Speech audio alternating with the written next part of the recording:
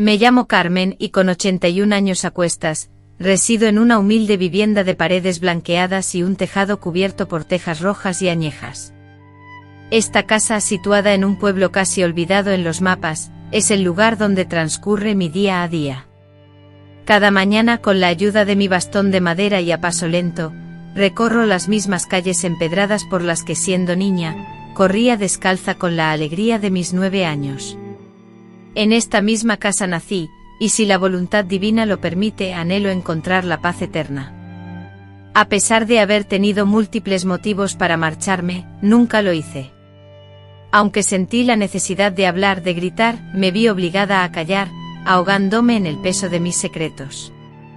Sin embargo, ahora al contemplarme en el espejo y notar más arrugas que piel, más silencio que palabras, percibo que ha llegado el momento de revelar lo que durante tanto tiempo me impusieron ocultar. Durante años me persuadí de que mi historia era irrelevante, que contarla no cambiaría nada, que era mejor sepultar el pasado y continuar viviendo, aunque cada aliento fuera doloroso. Pero la verdad, como un animal herido en la sombra, solo se adormece aguardando el momento de despertar. En un instante, a veces provocado por la llegada de la edad o el eco de una voz familiar, algo se activa dentro de uno. A mí me ocurrió hace unos días cuando mi nieta, la hija de mi hijo más joven, irrumpió corriendo desde la cocina, ataviada en blanco, con una alegría tan desbordante que casi me conmovió hasta las lágrimas. «Abuelita, voy a hacer la primera comunión», me anunció. Al contemplar sus ojos rebosantes de ilusión, su inocencia prístina y la fe inquebrantable que solo los niños pueden sentir, algo se quebró en mi interior.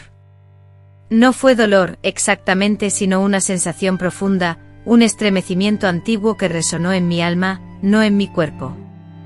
Entonces reviví el recuerdo de mi propia primera comunión, hace muchos años, cuando con 15 años, nerviosa y con las manos sudorosas, esperé en la primera fila de la iglesia, con el corazón latiendo con fuerza y la mirada fija en el altar, vestida con un vestido blanco que mi madre había confeccionado con esmero, llena de felicidad.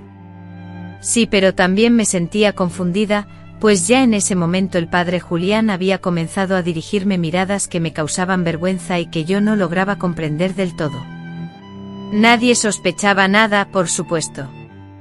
Él era el nuevo sacerdote del pueblo, recién llegado de San Luis Potosí, enviado por el obispado solo unos meses atrás, ya que el padre anterior, un anciano ciego, no podía seguir desempeñando sus funciones.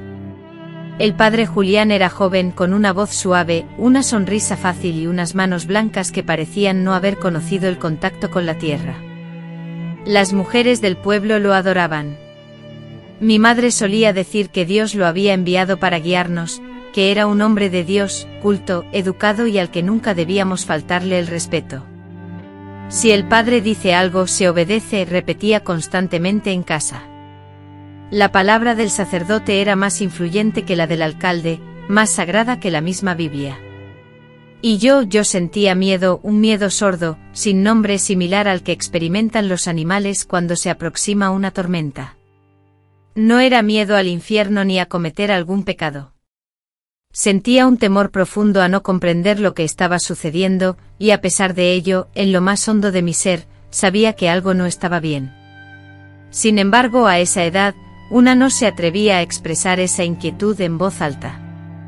A esa edad, aún creía que si los adultos lo permitían, entonces debía ser correcto. Mi madre, una mujer fuerte y silenciosa, criada para servir, callar y hacer lo correcto sin cuestionar, nunca cuestionaba, ni a Dios, ni a su esposo, ni al sacerdote. Mi padre había fallecido cuando yo tenía 11 años, a causa de una fiebre mal curada. A partir de ese momento mi madre se aferró aún más a la religión, repitiendo que si obedecíamos a la iglesia, Dios nos protegería. Por eso cuando el padre Julián comenzó a invitarme a quedarme después de la misa para ayudar con las flores del altar, ella no solo lo permitió, sino que lo consideró un gran honor. Me peinaba con esmero, me planchaba los vestidos con almidón y me recordaba constantemente que debía comportarme como una jovencita decente y respetuosa. Yo obedecía ciegamente porque así me habían instruido desde pequeña, obedecer sin cuestionar, sonreír siempre y agachar la cabeza ante la autoridad. Éramos muchas las que actuábamos de la misma manera, demasiadas, sometidas a la misma disciplina. Ahora, con 81 años a cuestas, las manos temblorosas y la espalda encorvada por el peso del tiempo, miro hacia atrás y me pregunto con amargura, como nadie se dio cuenta de nada, como nadie sospechó siquiera, pero inmediatamente me respondo que sí, que lo sabían. Quizás no todos, pero sí algunos. Las otras monjas, los hombres que barrían el atrio, las señoras que pasaban horas en confesión. Alguien en algún momento debió haber percibido, aunque fuera por un instante, que algo no encajaba, que algo estaba terriblemente mal. Pero en aquella época, estoy hablando de los años 50, el prestigio de la Iglesia era más valioso que la integridad física y emocional de una muchacha. El silencio era una parte integral de la devoción, y el miedo, un sacramento no escrito, profundamente arraigado. Nunca hablé, nunca tuve a quien confiar mis temores y sufrimientos, porque cuando todo ocurrió, mi propia madre me amordazó con una sola mirada, llena de temor y resignación. Ese día lo recuerdo vívidamente, como si hubiese sido ayer. Estaba sentada en la cocina, con las manos entrelazadas sobre el regazo, temblando incontrolablemente. Intenté explicarle con torpeza lo poco que me atrevía a decir. No logré articular palabras claras, balbuceé que me sentía extraña, con el cuerpo adolorido, y que el padre Julián me había tocado, asegurándome que era un secreto entre nosotros, con Dios como testigo. Esperaba su abrazo, su comprensión, pero en cambio recibí una bofetada seca, propinada con dedos temblorosos de rabia. Me ordenó callar, que jamás repitiera semejantes palabras, acusándome de estar poseída por la vergüenza. Insistió en que no entendía nada de lo que decía, que seguramente había malinterpretado, y que cómo se me ocurría manchar el nombre de un hombre de Dios. Después solo hubo silencio, un silencio que se prolongó por años, por décadas, una prisión de la que no se puede escapar aunque te entreguen la llave. Jamás se volvió a mencionar el tema en mi hogar. Nunca. Ni siquiera cuando semanas después mi vientre comenzó a crecer, ni cuando una comadrona me sacó del pueblo con la excusa de un trabajo de costura con una tía lejana. Nadie preguntó, nadie observó, nadie juzgó. Cuando regresé, ya no era la misma persona. La niña que fui se había ido, la creyente en la que me había convertido también. En su lugar, solo quedaba una sombra, alguien que hacía lo que se esperaba de ella. Con el tiempo me casé con un buen hombre, un viudo con 2 hijos, y formé una familia a la que cuidé con mis manos trabajadoras y mi silencio. Me volví fuerte, resistente, pero nunca libre, porque la verdadera libertad reside en poder compartir la propia historia, algo que apenas ahora estoy aprendiendo a hacer. Hoy he decidido hablar. No es por odio ni por deseos de venganza, sino porque me cansé de guardar silencio. Quiero que mi nieta, que pronto hará su primera comunión, sepa que no todos los sacerdotes son santos, que el amor de Dios no debería causar dolor, y que nadie, sin importar su autoridad, tiene derecho a tocar a otra persona sin su consentimiento. Sé que hablar no me devolverá lo que me robaron, pero tal vez pueda evitarle a otra mujer, a otra niña, el sufrimiento que yo viví. Si este relato llega a una sola persona y le da el valor de decir, esto no está bien, entonces habré conseguido algo valioso. A pesar de que el tiempo apremiara, aunque sintiera que mis días estaban contados, y aun cuando nadie me creyera, yo conservaba la certeza de lo vivido, una verdad sellada también en el corazón de Dios. El día preciso en que mi mundo se transformó fue un domingo cualquiera, similar a tantos otros domingos que marcaron mi infancia, cuando la misa dominical era la única actividad que rompía la monotonía de nuestro pueblo. El sol brillaba con fuerza, no de la manera cálida que acaricia el alma, sino con un calor intenso y seco, reflejándose en los adoquines desgastados de la plaza. Las campanas de la iglesia repicaron a las 10 en punto, como era costumbre, y desde la ventana de mi habitación observé a las mujeres, con sus velos blancos cubriendo sus cabezas, y a los hombres, caminando con las manos a la espalda, algunos con sombreros, todos con la misma expresión de deber cumplido. En aquel entonces, con 15 años, mi vida se estructuraba en torno a esa rutina. Me levantaba, ayudaba a mi madre a preparar el desayuno, luego ella me peinaba con un cuidado casi ritual. Aplicaba aceite a mi cabello y me vestía con el vestido que solo usaba para ir a misa. Durante los 2 últimos años el vestido era el mismo, un poco corto ya, pero aún lo suficientemente presentable como para no causarme vergüenza. Ese domingo, como solía suceder, caminamos juntas hacia la iglesia en silencio. Mi madre no era muy habladora, y yo había aprendido a no esperar palabras cariñosas de ella. Su afecto se manifestaba en un firme apretón de manos, en el pan recién horneado sobre la mesa o en las oraciones susurradas antes de dormir. Lo que hizo diferente ese domingo fue que al finalizar la misa, el padre Julián se acercó a mí con una sonrisa que pretendía ser amable, pero que a mí me resultaba un tanto forzada.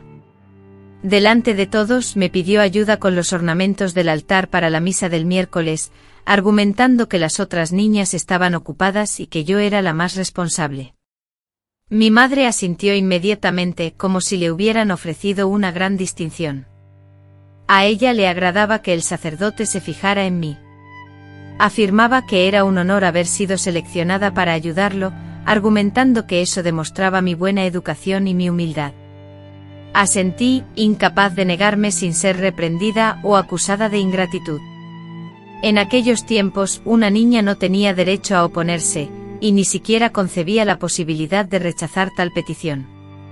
Lo que realmente me turbaba era expresar esa nueva e incómoda sensación que me invadía cuando me encontraba a solas con él, un nudo en el estómago, una mezcla de miedo y vergüenza que aún no podía definir, pero que persistía incluso horas después de volver a casa. El miércoles, tal como me había indicado, acudí a la iglesia al atardecer.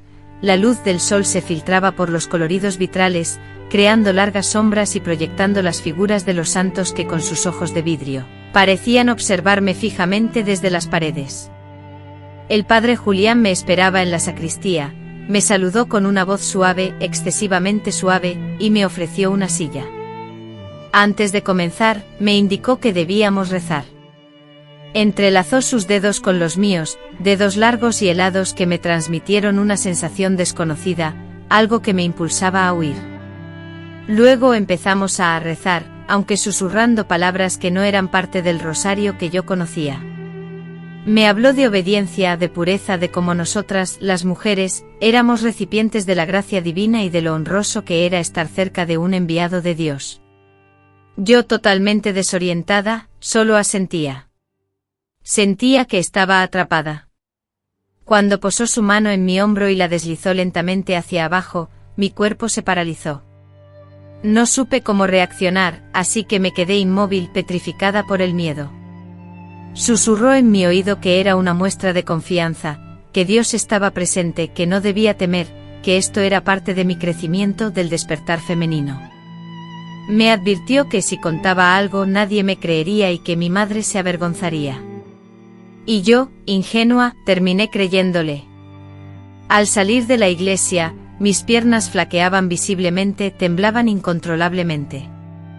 El llanto no brotó de mis ojos, ni mi voz se alzó en un grito, solo avancé con el corazón latiendo a 1000 por hora, el estómago revuelto como si estuviera a punto de vomitar y una sensación opresiva, un peso invisible que sabía que me acompañaría durante años.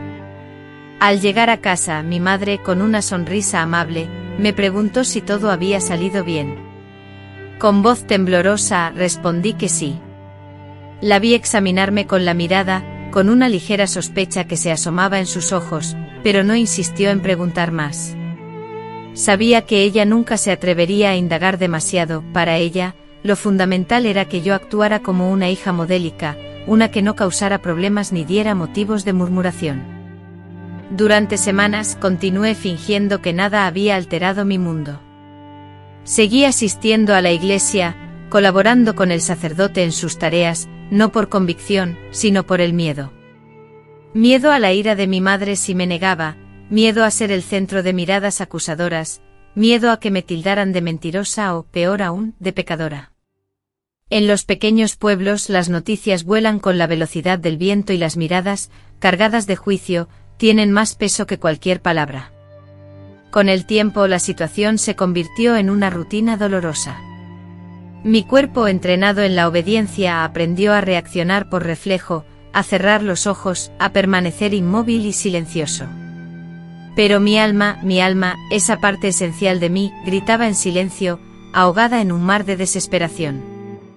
Anhelaba huir, soñaba con confesar mi situación, con que alguien me rescatara. Anhelaba que alguien me escuchara y me tendiera una mano. Sin embargo, nadie apareció y peor aún, yo era incapaz de pedir auxilio.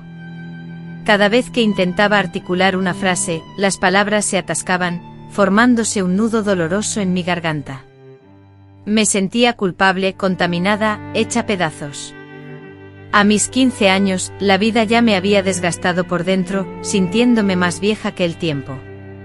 Había perdido la fe aunque continuaba arrodillándome en la iglesia, intentando encontrar consuelo en la rutina. La inocencia había huido de mí, aunque aún lucía vestidos blancos los domingos, un disfraz que ocultaba mi desazón. Pero lo más lacerante era haber perdido mi voz, incluso antes de haber aprendido a usarla. El punto de inflexión, el instante en que la confusión se transformó en certeza, llegó unas semanas después. Fue el día en que mi madre me encontró vomitando en la madrugada. Me había sentido mal durante días con náuseas y mareos, pero no comprendía lo que ocurría. Atribuía mi malestar al calor sofocante, al estrés acumulado o a alguna comida en mal estado. Pero al verme el rostro de mi madre se transformó, reflejando una mezcla de sorpresa y comprensión. No pronunció palabra, pero me tomó del brazo con firmeza y me obligó a recostarme.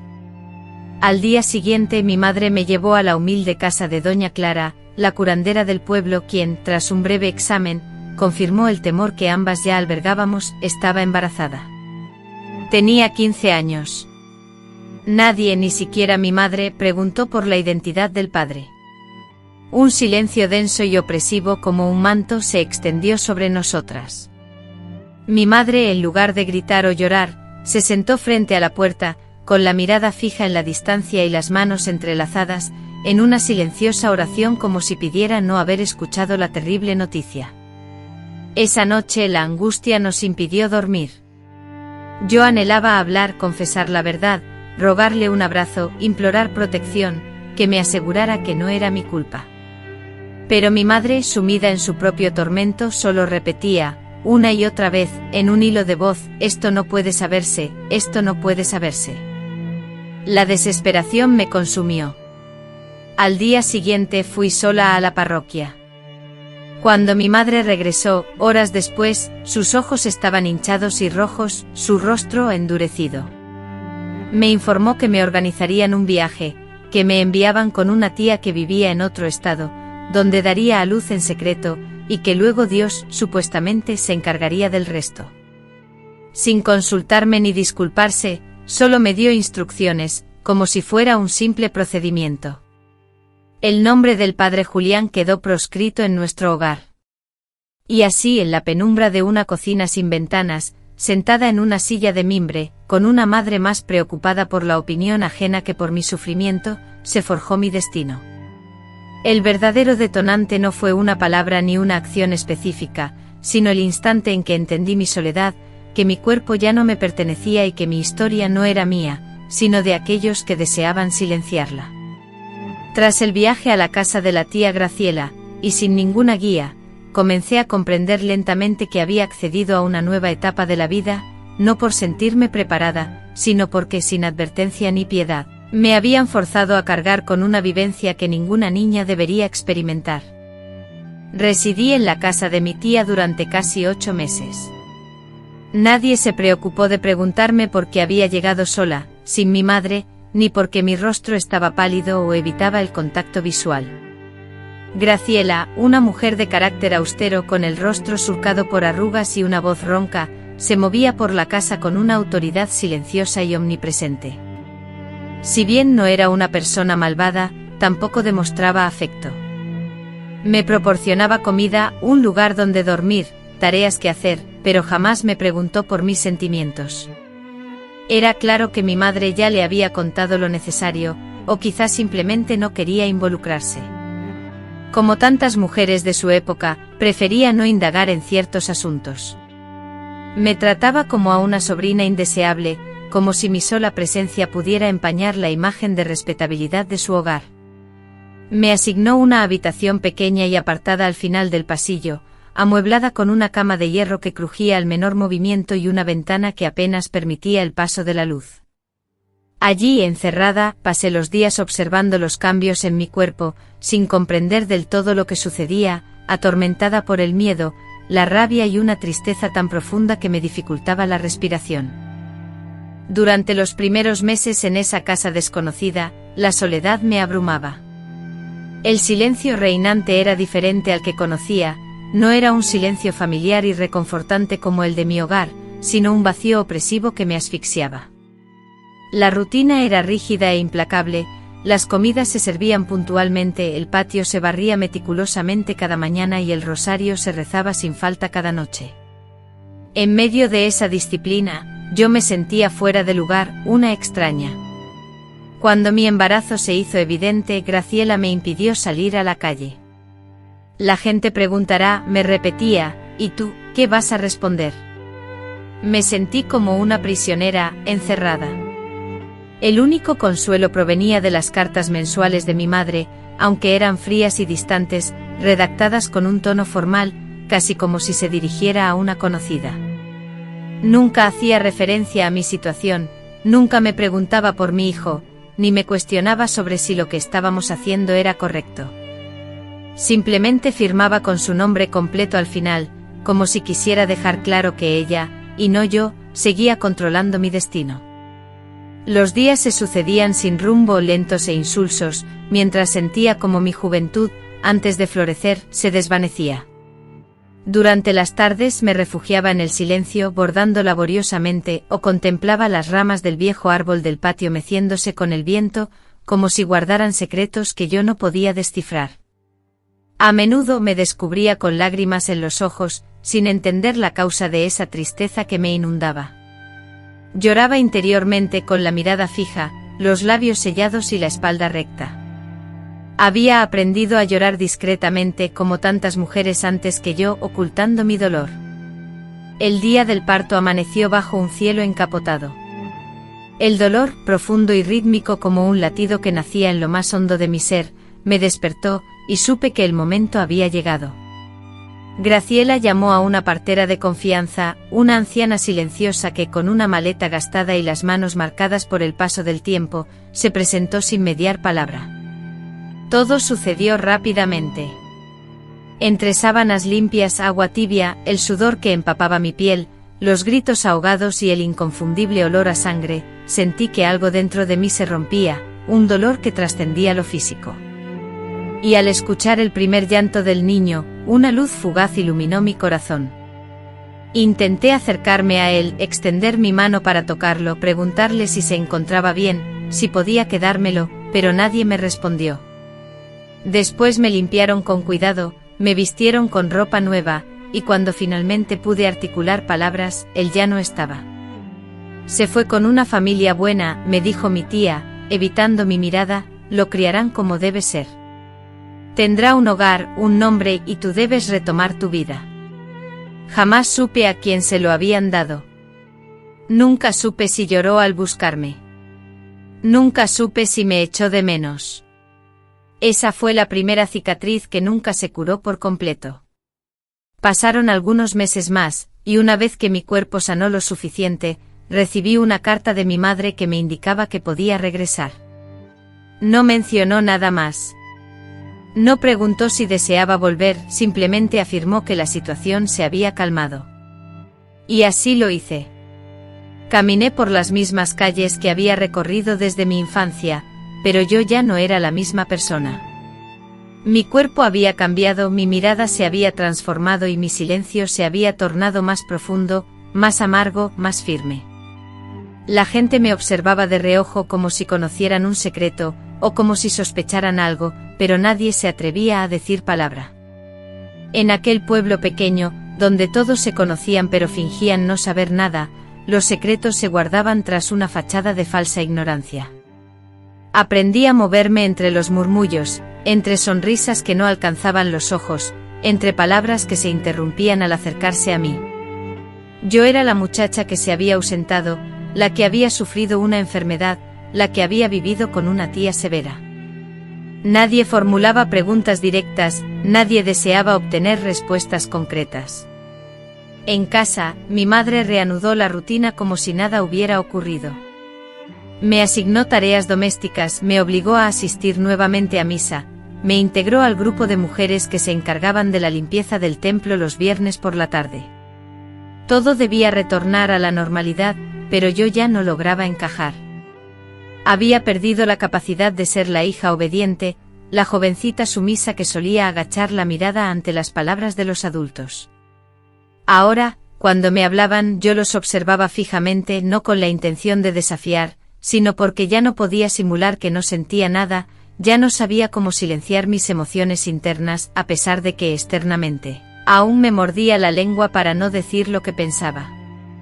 El padre Julián permanecía erguido frente al altar, su alba blanca inmaculada y una sonrisa serena adornando su rostro. Al percatarse de mi presencia, sus ojos descendieron ligeramente como si temiera la avalancha de palabras que pudieran brotar de mí, aunque sabía que el silencio sería mi respuesta. Nunca revelé mi secreto ni por él, ni por mi madre, ni por la institución religiosa. La verdad era que las palabras me eludían. Cómo expresar el sufrimiento cuando nadie desea escuchar, cómo acusar a un hombre reverenciado por todos como padre, cómo señalar con el dedo a aquel que administraba bautismos, escuchaba confesiones y predicaba sobre el perdón y la gracia divina. Guardé todo en mi interior, ocultándolo tras la barrera de mi piel, pero en secreto, durante las noches, comencé a escribir en un viejo cuaderno que escondía bajo el colchón. Allí, con letra temblorosa, con rabia y ternura, narraba mi verdad, empleando una voz que nunca había osado alzar. Los años transcurrieron, muchos de ellos. Me convertí en mujer sin ser plenamente consciente del proceso. Conocí a Marcos, un hombre maduro originario de Jalisco, viudo y padre de 2 hijos pequeños. Sin grandes formalidades me propuso matrimonio, y mi madre aprobó la unión. Él argumentaba que esta era mi oportunidad de redimirme, de empezar una vida ordinaria. Así me casé no por amor, sino con la esperanza de construir un hogar, de comenzar una nueva etapa. Marcos era un hombre bueno, distante, pero siempre correcto en sus acciones. Nunca indagaba en mi pasado, ni me demandaba nada. Me proporcionó un hogar, hijos, y una rutina establecida, en la cual encontré refugio. Fui madre, esposa, vecina, cocinera, enfermera, cumplí con todas las expectativas. Sin embargo, nunca fui verdaderamente libre, porque a pesar del paso de los años, de la canicie y las arrugas que surcaban mi rostro, en mi interior aún residía la niña de 15 años que nunca comprendió por qué le impusieron aquello, por qué la silenciaron, por qué la ocultaron. Hubo instantes en los que consideré hablar, en los que pensé que tal vez alguien me escucharía, pero el miedo prevalecía. El miedo no se desvanece, solo muta. A veces se encubre en prudencia, en fe, o incluso en amor, pero siempre está presente, acechando tras cada elección. Por eso durante muchos años, permanecí en silencio, sin revelar ni una sola palabra sobre mi pasado. La causa de este mutismo, el motivo de mi reserva, permaneció un misterio para todos. A veces me aislaba en mi habitación, fijando la mirada en la pared durante horas, sumida en mis pensamientos. Me atormentaba la preocupación cada vez que uno de mis hijos mostraba interés en la iglesia, y la angustia me consumía. ¿Por qué dejé de confesarme? ¿Por qué me alejé de la fe? Nadie indagó en mis motivos, nadie expresó curiosidad. Y así, sin darme cuenta del paso del tiempo, llegué a esta edad avanzada, con 81 años a mis espaldas, llevando dentro de mí una vida completa, un secreto celosamente guardado en mi interior. Una verdad silenciada, una historia grabada en mi cuerpo, oculta entre las costuras de mis vestidos, entre las páginas amarillentas de mis viejos cuadernos, y entre las plegarias que ya no brotaban de mi corazón. Pero ahora, al contemplar el rostro radiante de mi nieta, rebosante de alegría al prepararse para vestir de blanco y acercarse al altar, sentí que no podía seguir callando. Ella no merece vivir con el temor que yo experimenté, tiene derecho a conocer la verdad. No quiero que nadie más sufra el mismo destino sombrío que yo padecí en el silencio.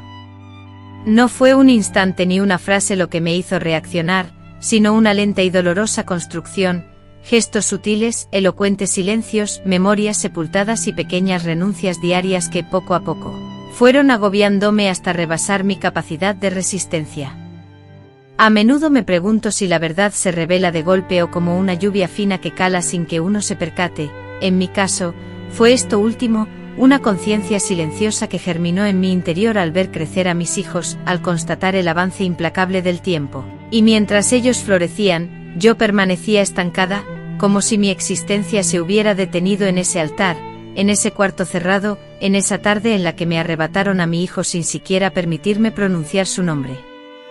Había aprendido a sobrevivir en la rutina, a satisfacer las expectativas ajenas, ser esposa sin protestar, madre sin mirar atrás, creyente sin cuestionar.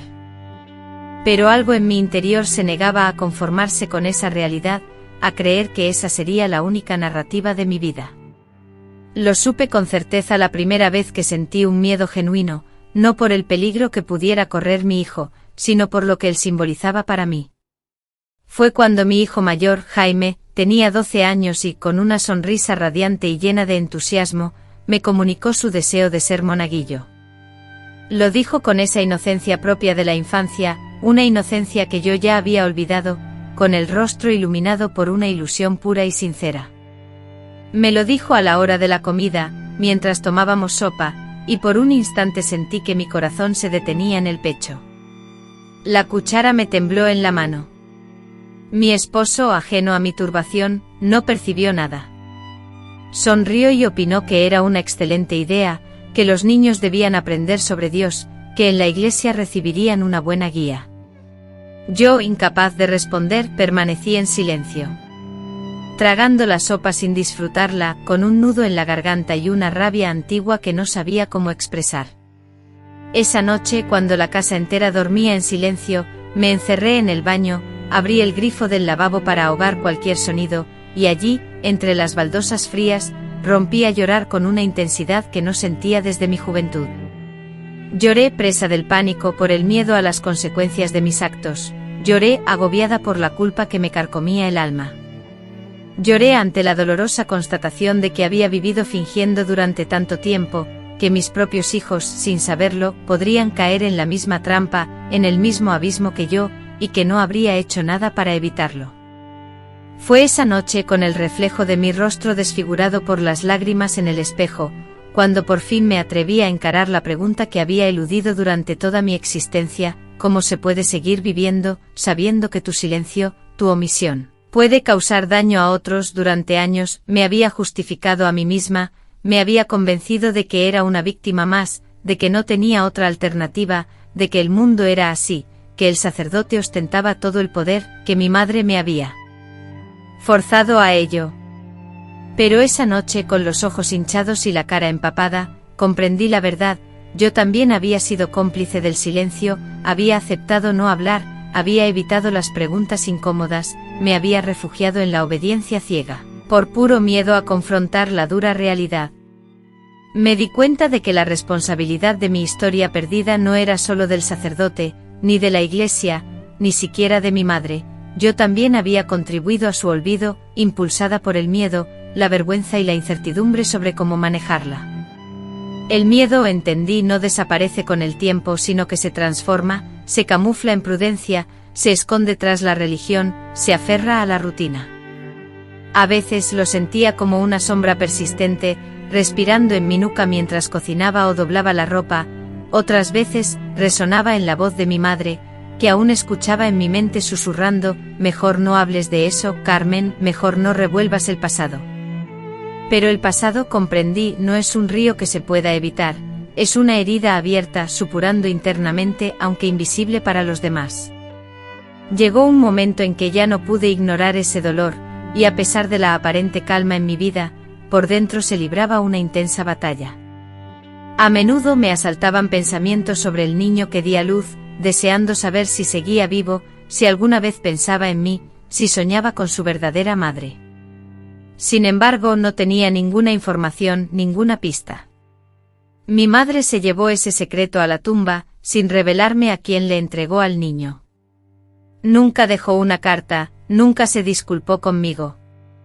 Cuando falleció, la honré en su velorio con respeto, manteniendo la frente en alto, pero sin derramar lágrimas. Sentí alivio no por su muerte sino por el fin del silencio que me había impuesto. A partir de ese momento, retomé la escritura, ya no movida por la rabia, sino por una profunda necesidad. Escribía cartas que nunca enviaba, memorias que nadie leería, escribía para no perderme a mí misma, porque temía que si no lo hacía, algún día alguien me llamaría abuela Carmen y yo no sabría quién era esa mujer. Una vez, ya superados los 50 años, estuve a punto de confesarle todo a mi hija menor. Estábamos fregando los platos juntas y ella, inocentemente, me preguntó: mamá, ¿tú alguna vez estuviste enamorada antes de papá? La pregunta me paralizó. El agua caliente me abrasaba las manos, y la miré fijamente. Quería confesarle que sí, que me había enamorado de la fantasía del amor, que había creído en un hombre que citaba a Dios mientras destrozaba mi infancia. Pero la garganta se me cerró y en lugar de eso, sonreí, forzando una respuesta: no, el primero fue tu padre. Ella soltó una risita, dijo que eso era romántico y continuó secando los platos. Esa noche me acosté con el corazón hecho añicos, atormentada por la pregunta de cuántas veces más me mentiría a mí misma. La consciencia, lejos de traer alivio, me sumió en la culpa, en un dolor desconocido, porque una cosa es padecer en la ignorancia y otra muy diferente es comprenderlo todo y no saber qué hacer con ese conocimiento. Me sentía culpable por mis silencios cómplices, por mi cobardía, por no haber defendido a otras niñas, por no haber denunciado al sacerdote, por no haber obligado a mi madre a escucharme, por haber aceptado una vida que nunca elegí. Sin embargo, también había aprendido a perdonarme, aunque fuera un poco. Comprendí que no debía soportar todo ese peso sola, porque yo también era producto de una época en la que a las mujeres se les negaba la capacidad de hablar, de decidir y hasta de sentir dolor. Supe que el simple hecho de sobrevivir era ya una forma de rebeldía y que seguir adelante con mi vida era una manera de demostrarle al mundo que no me habían quebrado por completo. Ese fue mi momento de revelación, el punto de inflexión en el que entendí que mi historia era únicamente mía, que nadie más podía determinar si debía mantenerla en secreto o compartirla, y que aunque nunca la narrara en voz alta, ni la plasmara en un libro, ni nadie creyera en ella, seguiría siendo mi verdad, y esa verdad tenía importancia. No porque fuera impactante ni porque implicara acusaciones, sino porque era profundamente humana, porque era genuina, porque explicaba quién era yo en realidad. Y entonces decidí, aunque solo fuera en mi interior, dejar de ocultarla. No fue una elección que anuncié públicamente. No salí corriendo a denunciar a nadie. No escribí cartas a ninguna autoridad religiosa. Simplemente dejé de sentir miedo ante mis propios recuerdos. Comencé a compartir mis experiencias, a veces de manera indirecta, con amigas y también con una vecina que revelaba vivencias similares. Me percaté de que no estaba sola, éramos muchas mujeres que habíamos sufrido abusos, silenciadas, quebrantadas, obligadas a mostrar una fachada sonriente mientras nuestras almas se resquebrajaban. Éramos mujeres que callábamos por temor a ser tachadas de locas, rencorosas o pecadoras, mujeres que solo anhelábamos ser escuchadas sin ser juzgadas. En ese reconocimiento mutuo hallé un atisbo de consuelo, no la felicidad ni la justicia, pero sí la compañía, un regalo invaluable a mi edad. Y en todo esto el tiempo, con su implacable capacidad de probarte, nos golpea cuando menos lo esperas. Justo cuando una mujer cree haber hallado una manera de sobrellevar sus sufrimientos internos, cuando parece que las cicatrices emocionales se han cerrado, o al menos se han endurecido lo suficiente para evitar un sangrado constante, surge inesperadamente algo, ya sea una persona, un simple gesto o un encuentro fortuito, que las reabre de golpe, como si nunca hubieran cicatrizado por completo. Esto mismo me sucedió muchos años después, en una época en que mi rostro ya mostraba las arrugas marcadas por el sol y la fatiga. Mi esposo había fallecido hacía más de 10 años y mis hijos habían emprendido sus propios caminos, estableciéndose en lugares distantes. La casa se me había vuelto inmensa, los días transcurrían más lentamente y yo solía pasar las tardes sentada en la mecedora, observando cómo la luz del sol modificaba los colores de las paredes conforme las horas avanzaban. En ocasiones me dedicaba a bordar, o preparaba comidas en cantidades excesivas, impulsada por la necesidad de sentirme productiva, pero la mayor parte del tiempo me sumía en mis pensamientos, reviviendo recuerdos, hablando conmigo misma, respondiendo a mis propias preguntas, o simplemente permaneciendo en silencio contemplativo. Fue en ese preciso momento cuando recibí la noticia que nunca había anticipado. Un día, absorta en la lectura de una carta escrita por mi hija mayor, me enteré de la muerte del padre Julián, el sacerdote de nuestro pueblo. El mismo hombre que conocía, que había dedicado más de 80 años de su vida a servir a la comunidad, gran parte de ellos como párroco en diferentes pueblos, y a quien velaron en la capital. En la carta leí sobre la admiración y el respeto que despertaba en la gente, era querido, venerado, incluso. Mencionaban su labor social, su humildad, su entrega a los demás. La carta incluía un recorte del periódico local, con una foto, el padre Julián, más envejecido y delgado, pero inconfundible. Al ver su nombre sentí un vacío en el estómago, una sensación que no podía definir. No era alivio ni tristeza, sino algo distinto, una mezcla de incredulidad y la sensación de una injusticia palpable, como si la vida misma me recordara, una vez más, que él estuvo siempre ahí, y yo, por el contrario, nunca fui escuchada. La noche transcurrió sin poder conciliar el sueño, y reviví en mi mente todo lo que había pasado.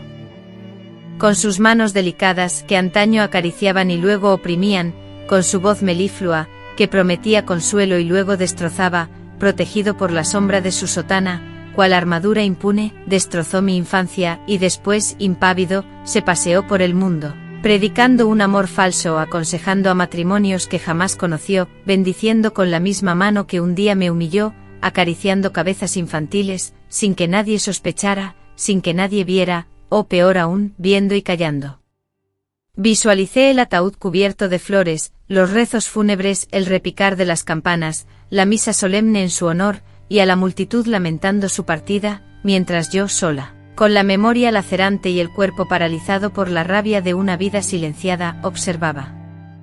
Fue entonces con una claridad dolorosa, que la imagen de mi hijo perdido se proyectó en mi mente y la pregunta hiriente resonó, ¿estaría el presente en ese entierro? Lo habría amado, honrado como a un padre, lo habría llamado papá pues, en lo más profundo de mi memoria, persistía el temor más atroz, que ese hombre hubiera criado a mi hijo, que lo hubiera tocado, manipulado, modelado a su imagen y semejanza, tal como me hizo a mí. Esa idea me dejó sin aliento. La posibilidad de encontrar a mi hijo era mínima, casi inexistente, pero la esperanza, aunque tenue, persistía. No tenía ninguna información sobre él, lo único que sabía era que había sido dado en adopción a una familia acomodada, de buen nivel económico y con vínculos cercanos a la Iglesia, tal y como me lo había revelado mi tía Graciela. Desconocía por completo su nombre, su aspecto físico, e incluso la fecha exacta de su bautismo. Con el tiempo esa ignorancia se convirtió en una herida cada vez más profunda. Comencé a crear escenarios en mi mente, soñaba con él, a veces viéndolo como un niño pequeño jugando en un prado, en otras ocasiones imaginándolo como un adolescente con mis mismos ojos, y otras veces como un hombre adulto sentado frente a mí, sin saber quién era yo. Me despertaba con lágrimas, invadida por un anhelo desesperado de encontrarlo, aunque supiera que tal vez fuera demasiado tarde. Un día, impulsada por la necesidad más que por la esperanza, decidí comenzar la búsqueda. Empecé preguntando a una antigua amiga de la familia, que aún residía en el pueblo donde vivía mi tía, quien me proporcionó el nombre de la parroquia. Luego me puse en contacto con un joven sacerdote que, para mi sorpresa, me escuchó con amabilidad y sin ningún juicio. No le revelé todos los detalles de mi búsqueda. Simplemente le expliqué que estaba investigando una adopción que ocurrió hacía mucho tiempo y que necesitaba saber si podía consultar los registros parroquiales. Aunque no me garantizó nada, el joven sacerdote se mostró dispuesto a colaborar. Transcurrieron varias semanas, y un día recibí una carta. En ella el sacerdote me informaba que había encontrado una inscripción, un niño nacido en el mismo mes que yo, dado en adopción a una familia religiosa y bautizado con el nombre de Elías. El apellido era desconocido para mí, pero una intuición profunda me aseguró que se trataba de él. Mis manos temblaron. Releí la carta una y otra vez. La arrugué, la planché, la guardé bajo mi almohada como si fuera algo precioso. Con ese nombre como guía, inicié una búsqueda más exhaustiva. Consulté registros, hablé con personas del pueblo. Descubrí que Elías había crecido cerca de la ciudad, que había estudiado y que trabajaba como contador en una importante empresa. Con el tiempo supe también que estaba involucrado en la iglesia, no como sacerdote, sino como coordinador de actividades parroquiales.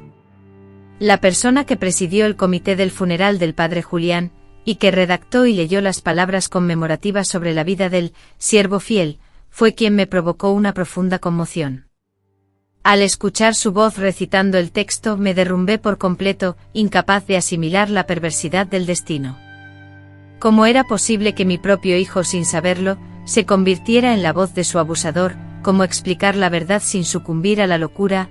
No lo culpaba, él desconocía la realidad, había crecido en un entorno de falsedad, escuchando solo una versión de los hechos.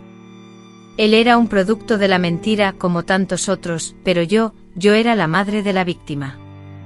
Al escuchar sus palabras, sentí que el silencio me había vencido, que todas las noches de llanto y todas las páginas secretas que había escrito no habían logrado nada. Fue entonces cuando toqué fondo, pasando semanas recluida, sin apetito por la comida. Mis hijos, angustiados y preocupados, no lograban comprender la raíz de mi malestar. Les explicaba que era la edad, el cansancio, pero la verdad era que el dolor no residía en mi cuerpo, sino en lo más profundo de mi ser. Sentía una profunda traición por el paso del tiempo, por la voluntad divina, por la figura materna, por las circunstancias de la vida y sobre todo, por mí misma, por no haber alzado la voz antes, por no haber actuado cuando aún tenía la oportunidad. Sin embargo, también comprendí que no podía continuar en ese estado, que si me mantenía en silencio, moriría sin haber sido dueña de mi propia existencia. Así, con las manos temblorosas y el corazón en carne viva, decidí escribir la historia completa de mi vida, no como una declaración legal, ni como una denuncia, sino como un legado, como una carta dirigida a mi hijo, aunque supiera que nunca llegaría a sus manos. En esa carta le relataría quién era yo, que había vivido como lo había perdido, porque había callado tanto tiempo, y que heridas aún persistían. Lo escribí con lágrimas que empañaban mis ojos, con la furia que me consumía, con el amor que guardaba en mi interior, y con el miedo a desvelar mis secretos. Al finalizar, guardé el manuscrito en una caja de madera, junto al nombre que le había dado en secreto, el que solo yo conocía, Miguel. Durante los 9 meses de gestación, y desde entonces, lo llamé Miguel, el niño que me arrebataron. El hijo a quien jamás olvidé. Ignoro si algún día encontrará la carta que le escribí. Desconozco si llegará a saber quién fue su verdadera madre. No sé siquiera si deseará conocerla, pero ahora al menos, tengo la certeza de que esa historia existe, de que no reside únicamente en mi memoria, de que no perecerá conmigo. Ya ha transcurrido más de un año desde que finalicé la carta dedicada a Miguel, a Elías, como lo conoce el mundo. Y desde entonces he vivido en una calma aparente similar a quien ha preparado el equipaje, sin estar seguro de si finalmente emprenderá el viaje. La caja de madera donde la resguardé, reposa en el fondo de mi armario, cubierta por un mantel de hilo, como si ocultarla fuera mi manera de protegerme de la inmensidad de lo que había plasmado. La saco de vez en cuando, la releo y me asombro de haber expresado todo con tanta nitidez. Cada palabra, cada fecha, cada mirada furtiva de aquel hombre que quebró mi mundo, cada instante de silencio que mi madre mantuvo ante su comportamiento, cada jornada de aquel embarazo que me empujó a la madurez prematura, con el espíritu hecho añicos. Nunca modifiqué una sola palabra, ni borré nada. La escribí tal como brotó, como si fuera una confesión que emanaba de mis entrañas, más que de mi razonamiento, y durante meses quedé paralizada, sin saber qué hacer con esas palabras. Contemplé la posibilidad de destruirla con fuego, consideré legarla como herencia, pensé en remitirla a aquella parroquia donde supe que él trabajaba, pero cada una de esas alternativas me inmovilizaba. ¿Qué autoridad moral tenía yo después de tantos años para irrumpir en la vida de un hombre que me era completamente desconocido?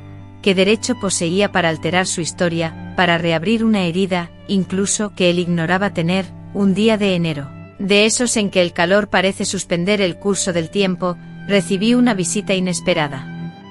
Un hombre de unos 40 y tantos años, vestido con una camisa simple y sin pretensiones, se presentó en la puerta de mi casa. En su mano portaba una carpeta y un sobre. Me explicó que pertenecía a un grupo de la parroquia que estaba grabando testimonios de mujeres mayores que hubieran tenido relación con el padre Julián. Sentí un nudo en la garganta, como si todos los recuerdos del pasado se agolparan. Lo invité a pasar, le ofrecí un vaso de agua y me senté frente a él, nerviosa, como si estuviera a punto de un examen. Me contó que estaban escribiendo una biografía sobre el sacerdote y querían incluir las experiencias de mujeres que lo conocieron, mujeres de fe que pudieran hablar de su legado espiritual. Luego me preguntó si estaría dispuesta a compartir mis recuerdos. Lo miré fijamente. Por un instante pensé en negarme, en decir que no recordaba nada, que no tenía nada que decir. Pero entonces, al ver su rostro, noté que sus ojos eran los míos. En ese momento supe que era él, no porque me revelara su nombre, lo hizo después, sino porque algo dentro de mí se removió. El mismo mentón, la misma forma de fruncir el ceño, la misma pausa antes de hablar. Mi corazón se aceleró violentamente, tanto que temí que él pudiera notarlo. Me dijo que se llamaba Elías, que era voluntario en el archivo de la diócesis, y que sentía una gran admiración por el padre Julián, quien había sido un constante apoyo para su familia a lo largo de los años. Su voz, llena de respeto y ternura, llegaba a mis oídos amortiguada, como si estuviera sumergida en las profundidades del agua. Sentí las lágrimas amenazando con brotar, pero me obligué a reprimirlas. Era incapaz de responderle no en ese estado. Decidí simplemente escuchar, permitiéndole seguir hablando. Me pidió con una expresión expectante que le compartiera alguna anécdota, cualquier recuerdo que pudiera evocar. Y entonces comencé a relatarle la historia de una joven que asistía a misa cada domingo, colaborando con el arreglo floral, y a la que su madre, aunque la adoraba, vigilaba con la rigidez de un carcelero. Le conté sobre el día en que la joven fue enviada lejos y, a su regreso, se había transformado. Le describí la tristeza que se reflejaba en sus ojos, la habilidad que había adquirido para simular sonrisas y el hecho de que nadie, nunca, se había preocupado por cuestionar su sufrimiento. Aunque no revelé mi identidad ni mencioné nombres, compartí una verdad que resonaba profundamente, llenando el ambiente. Elías, escuchando sin interrumpir, sin tomar notas, me observaba con atención, una creciente expresión de desconcierto. Al concluir, me dirigió una mirada que grabé en mi memoria. ¿Estás segura de que ocurrió así?, me preguntó, no con desafío, sino con un tono doloroso. Asentí con la cabeza sin añadir palabra alguna. Él recogió sus pertenencias, me agradeció el tiempo y sugirió una posible conversación futura, destacando la importancia de nuestro diálogo. Al cerrar la puerta, sentí que mis piernas flaqueaban. Me senté, me abracé y, por primera vez en años, la rabia se desvaneció. En su lugar, sentí compasión por él, por mí y por todos los que habíamos sido engañados por aquel hombre que se presentaba como guía espiritual. Al día siguiente recuperé la caja de madera, saqué la carta, la envolví cuidadosamente en un pañuelo, escribí su nombre completo en el sobre y salí hacia el pueblo. Entregué la carta en la parroquia con una dedicatoria simple, para Elías, de parte de una mujer que conoce la verdad. No añadí mi nombre ni esperé a ver la reacción, solo me alejé sintiendo algo inusual, como si una espina clavada por años se hubiera desprendido de repente. Ignoro si leyó mi mensaje, qué pensó, o si siquiera me reconoció, nunca volví a saber nada de él. Sin embargo, desde entonces, cada noche al acostarme, siento la satisfacción de haber hecho lo correcto, de haber expresado mi verdad, aunque fuera por escrito, de forma anónima. Hoy a mis 81 años, sentada en esta misma silla donde tejí, oré, lloré y aprendí a ver la vida de otra manera, puedo asegurar que no lamento haber escrito esa carta, ni haberla dejado donde tenía que estar. No por esperar una respuesta o fantasear con un encuentro imposible, sino porque esa verdad, finalmente revelada, era lo único que todavía me pertenecía. Han transcurrido varios meses desde aquel día, un día que Elías, mi hijo, desconoce y quizás nunca llegue a conocer, cruzó el umbral de mi puerta, y desde entonces, aunque exteriormente todo permanezca igual, un cambio profundo se ha instalado en mi interior. Continúo transitando las mismas calles, intercambiando saludos con las mismas vecinas, adquiriendo los mismos productos en el mercado y encendiendo las mismas velas en el pequeño altar que tengo en la cocina. No obstante, en mi interior, algo ha mutado, una transformación que no consigo definir con precisión. No es paz, no del todo ni tampoco resignación. Quizás se asemeje a una calma amarga, similar a la quietud que sucede a la tormenta, cuando el aire, húmedo y cargado de palabras no dichas, se mantiene inmóvil, al menos sin los estruendosos rayos. He meditado en innumerables ocasiones sobre qué ocurriría si él regresara, si tocara a la puerta, si entrara, si se sentara frente a mí y pronunciara, ahora comprendo. Y cada vez que visualizo ese instante, me doy cuenta de que carezco de palabras para expresarme. ¿Cómo se explica una vida que se quebró antes de comenzar a existir? ¿Cómo condensar el silencio de 70 años en un simple abrazo o en el gesto del perdón? Ignoro si él, después de tanto tiempo, sería capaz de perdonarme, o si, por el contrario, me guardaría rencor por mi prolongado silencio, por haberlo abandonado, por no haber luchado con más fuerza. Desconozco si yo misma podría sostener su mirada sin quebrarme, pero de suceder ese encuentro, sé que no mentiría, no me escondería, ya que no tengo nada más que ocultar. Porque si algo he aprendido a lo largo de estos años, es que las verdades, por más que se intenten, no se marchitan, no desaparecen por completo, ni se sepultan para siempre. Simplemente aguardan pacientemente el instante en que una mujer se sienta suficientemente anciana, suficientemente agotada, y sobre todo, lo suficientemente libre para abrir la boca sin temor a las repercusiones. A menudo mis nietas, esas pequeñas y hermosas niñas que ríen a carcajadas, que corretean por toda la casa, me interrogan, ¿por qué tienes tantas fotos antiguas, abuela? ¿Por qué ya no usas vestidos coloridos? ¿Por qué no hay ninguna foto tuya de cuando eras joven? Y las observo con cariño, sintiendo un fuerte dolor contenido, anhelando que jamás experimenten lo que yo sufrí tan tempranamente, que nadie se atreva a tocarlas sin su consentimiento, que nadie intente silenciarlas bajo la presión de las opiniones ajenas, que nunca se sientan responsables por algo que no cometieron. Y al marcharse ellas me encuentro nuevamente sola, pero la soledad ya no es la misma que antes. Ahora me acompaña algo que antes no poseía, el derecho a aceptar mi pasado con todo su sufrimiento, con toda mi humillación, con toda mi furia. Pues aunque el mundo no me haya hecho justicia, aunque mi madre falleciera sin dirigir una mirada de arrepentimiento hacia mí, aunque el hombre que me arrebató la niñez haya sido sepultado como un ser virtuoso, yo aún permanezco aquí, viva, con mi memoria intacta, con mi voz presente. Y eso, aunque pueda parecer insignificante, representa una gran victoria.